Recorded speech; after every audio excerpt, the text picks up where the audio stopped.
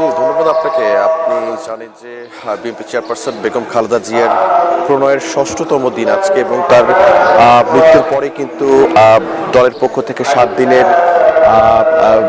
দিনের জন্য কিন্তু একটি শোক প্রকাশ করা হয়, এবং সেই আজকে ৬ষ্ঠতম দিন, এবং ৬ষ্ঠতম দিনে কিন্তু শীতের কুয়াশার চাদর ভেদ করে কিন্তু মানুষ এসছেন সকালবেলা তার এই সমাধিতে শ্রদ্ধা নিবেদন করতে। পাশাপাশি ফাতিহা পাঠ চলছে, কোরআন তেলাওয়াত চলছে, এবং সর্বস্তরের সাধারণ মানুষ এসছেন আসলে এখানে এসে বেগম জিয়ার যে সমাধি, সেই সমাধিতে অশ্রুসিক্ত চোখে অনেকে তার জন্য দোয়া করছেন, মোনাজাত করছেন, এবং তার বিদায়ী আত্মার মাগফিরাত কামনা করছেন।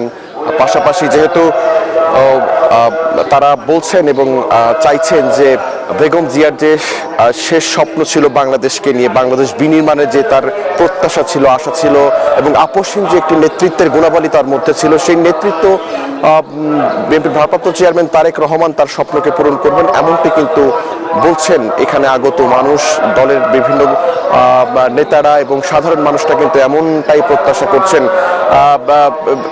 তবে বিগত দিনগুলোর তুলনায় কিন্তু আজকে কিন্তু এখানে আমরা দেখতে পাচ্ছি যে খুব বেশি জনসমাগম নেই। তবে একটু পরে স্থায়ী কমিটির সদস্য মঈন খান তার আসার কথা রয়েছে, পাশাপাশি বিএনপির ভাইস চেয়ারম্যান শামসুজ্জামান দুদু তারও আসার কথা রয়েছে। হয়তোবা সেই দলীয় কার্যক্রমগুলো যখন শুরু হবে তখন হয়তোবা লোকসমাগম আরেকটু বাড়বে, এবং দলের নেতা কর্মী যারা আছেন তাদের উপস্থিতিতে হয়তোবা আবারও সরব হয়ে উঠবে যে জিয়া উদ্যানের এই জায়গাটি। তো এই ৬ষ্ঠতম দিনে, অর্থাৎ বেগম জিয়ার যে প্রণয়ের ৬ষ্ঠতম দিনে এসেও কিন্তু সাধারণ মানুষের কৌতূহল, আগ্রহের জায়গা এবং তার জন্য দোয়া একটু কিন্তু কমেনি, বরঞ্চ আসছে। এখন বেলা বাড়ার সাথে সাথে যেহেতু সকাল থেকেই কুয়াশা ছিল, শীত ছিল, খুব বেশি মানুষ আসতে পারেনি, তবে এখন আস্তে আস্তে কিন্তু মানুষ আসছেন, এবং আজকের দিনও কিন্তু বেশ ভালো এখানে মানুষ আসবেন এবং তার জন্য দোয়া করবেন, এমনটাই আশা করছেন সবাই।